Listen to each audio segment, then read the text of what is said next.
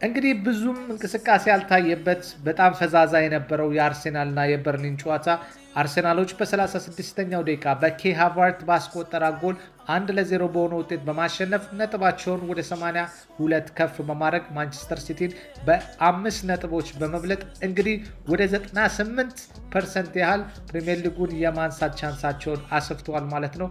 በጣም የሚገርም አጋጣሚ ለሆነ እነሱ ምክንያቱም 20 ምናምን ዓመታት ጠብቀዋሉ ይህንን ነገር ለማሳካት እየተቃረቡ ይገኛሉ። ነገ ማንቸስተር ሲቲ ከቦርማውዝ የግድ ማንቸስተር ሲቲዎች ቦርማውዝ ጋር ማሸነፍ ይጠበቅባቸዋል። አቻ ከወጡ ከተሸነፉ አርሴናሎች በነገው ዕለት የዋንጫ ባለቤት መሆናቸውን ያረጋግጣሉ። የክሪስታል ፓላስንም ሳይጠብቁ ማለት ነው። ነገ ማንቸስተር ሲቲ ደግሞ ማሸነፍ ከቻለ እስከ እሁድ ድረስ የፕሪሚየር ሊጉ እስከ መጨረሻ ቀን ድረስ ይጓዛል ማለት ነው።